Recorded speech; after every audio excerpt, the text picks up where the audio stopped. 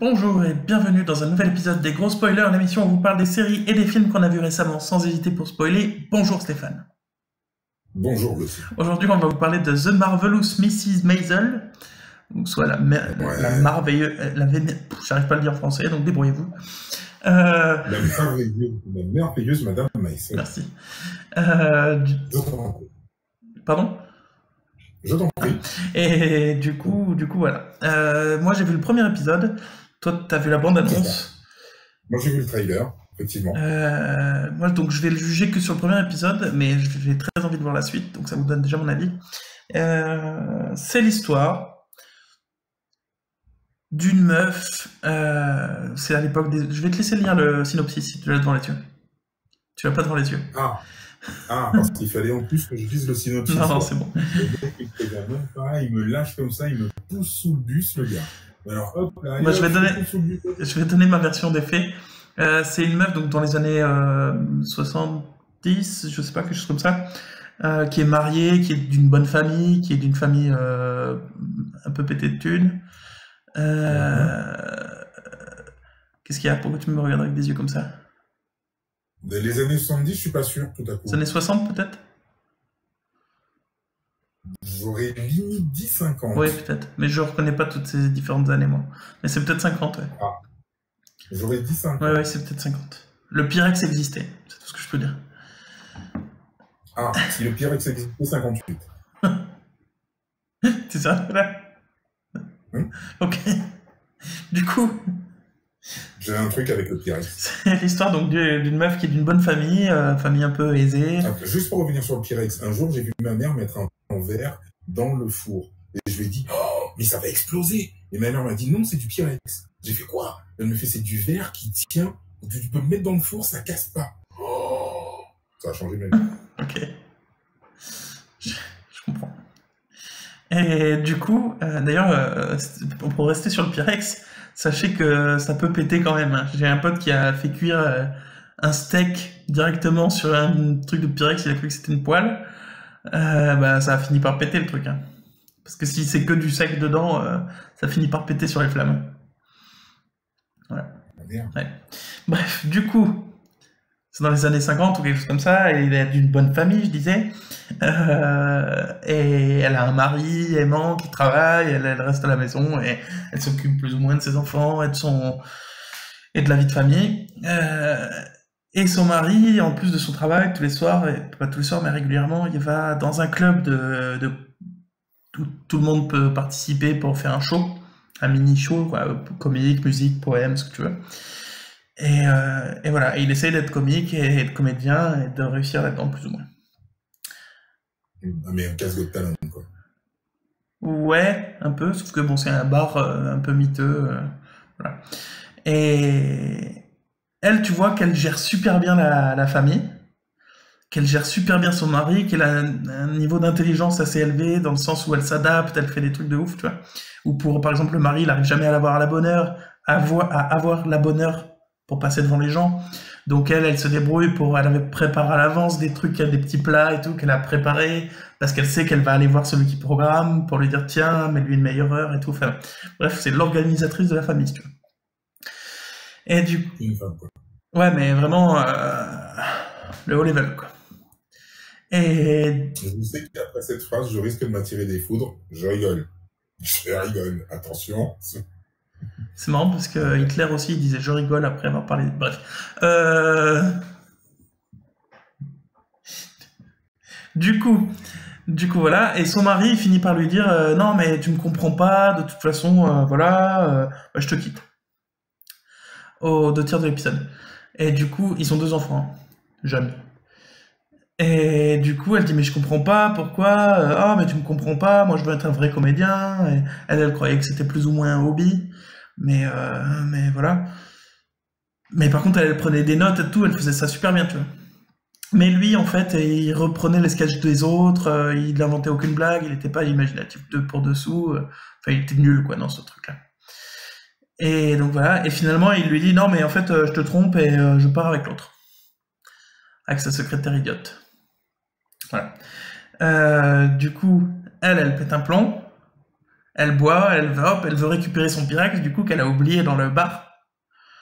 Et du coup, après avoir bu une bouteille et demie de vin, elle va dans le bar pour récupérer son Pyrex. Et à ce moment-là, la scène est vide parce que il manque quelqu'un. Et du coup, elle va dessus pour en disant mais c'est là que tu faisais ça, c'est quoi l'intérêt de tout ça, tu vois? Et elle monte sur scène pas pour parler au public, mais parce que pour se rendre compte ce qui l'intéressait là-dedans, quoi. Pour dire mais c'est ça cette scène de merde et tout, tu vois. Et là, il y a dans le public quelqu'un qui lui dit genre mais qui c'est lui? Mais on t'entend pas et tout. Donc elle se rapproche du micro pour leur parler de. Elle est bourrée, elle parle de sa vie, quoi, en disant mais lui, il en a marre, il m'a trompé pour une conne en plus, elle est débile et tout. Et elle reste comme ça pendant 10 minutes sur scène, elle fait marrer tout le monde. Elle est excellente, elle dégage de, elle est parfaite. L'actrice, elle est génialissime. Elle est super bien. Pourquoi tu me regardes comme ça? Ah bah non, je t'écoute, je bois tes Et paroles. elle est super drôle, elle est magnifique dans ce rôle. Et elle fait rire tout le monde, et par contre, ça part un peu en couille parce qu'à la fin, elle montre ses nichons, même à la caméra. Parce qu'elle est bourrée, que voilà, elle dit, mais voilà, il veut pas de ça, tu vois, enfin, bref. Donc il y a la police qui arrive en disant, ouais, t'as pas de licence pour te produire, mais en plus, tu montes tes sangs publics, donc on va te prendre en prison. Et il y a celle qui gérait le bar qui va la sortir de prison et qui lui dit j'ai eu 2 fois le sentiment de rencontrer quelqu'un qui va percer dans le métier, qui va être exceptionnel. La première fois, c'est telle personne qui, d'après ce que je comprends, est super connue à ce moment-là. D'accord. Depuis, je veux dire. Je sais plus. Et la deuxième personne, c'est toi.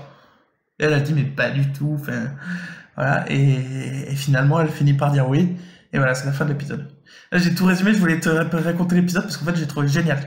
Au début, elle fait super bien la femme qui est super bien organisée. Elle fait super bien la meuf désespérée. Elle est excellente sur scène. Elle est, franchement, l'épisode génialissime. J'ai trop envie de le voir. Et si j'ai pas vu le deuxième, c'est parce que j'attends Marion, à qui j'ai poussé que j'ai poussé à voir l'épisode. Et du coup, maintenant, je suis obligé d'attendre pour voir la série. Franchement, oui, bah écoute, t'as plutôt bien retranscrit, en tout cas, moi, ce que j'ai vu dans la bande, puisque la bande-annonce est vraiment un condensé de ce que t'as raconté. C'est pour ça aussi que je souriais, parce que ça me rappelait effectivement ce que j'avais pu voir dans la bande-annonce. Très honnêtement, j'ai été surpris. Surpris parce que bah, je m'attendais pas du tout à ça, je m'attendais pas du tout à cette série. Et j'en avais pas du tout entendu parler non plus. Et j'ai regardé donc la bande-annonce, et franchement, j'ai trouvé ça drôle, mais drôle, rien que la bande-annonce. J'ai trouvé ça hyper drôle, et j'ai trouvé ça aussi juste, hyper juste. Franchement, non, je pense que ça a vraiment le potentiel à me plaire énormément, vraiment, vraiment, vraiment.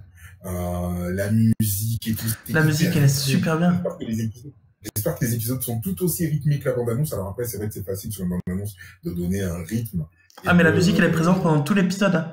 Et même si c'est de la musique de cette époque-là, que j'écouterai pas, je pourrais écouter dans la vie de tous les jours, mais que j'écoute pas parce que c'est, voilà. Et ben dans la série, c'est un rythme super bien, la série, quoi. Elle est tout le temps présente. Ah, j'imagine. C'est super. Elle a gagné le Golden Globe de la meilleure actrice de série, je sais pas quoi. Elle est vraiment cette année. Rachel Brosnahan. La meilleure actrice dans une série musicale et ou comédie. Booking.com. Oula. D'accord. Les gens ont entendu Booking.com. On n'est pas sponsorisé par Booking.com, c'est une pub qui est passée sur la page. Oui, c'est Rachel Brosnahan qu'on a pu voir dans House of Cards. C'est possible. Elle jouait la petite prostituée des 2-3 premières saisons. Bah, je sais pas si elle jouait bien, aussi bien que ça dans House of Cards, mais... Bah écoute, elle était très juste, beaucoup moins fun, je t'avouerai, mais très juste. Et là, non, franchement, ça a l'air fun, ça a l'air drôle, ça a l'air rythmé, non, ça me fait... Non, c'est... Ouais, ça donne envie. Vraiment. Et tu vois que dans la vie de tous les jours, elle a des punchlines, tu vois, mais tu le sens pas vraiment, tu le sens pas à ce point-là, tu vois, dans tout l'épisode. Elle a toujours des petites punchlines, des réflexions intelligentes et drôles sur le moment, tu vois. Même quand elle se fait quitter. Alors,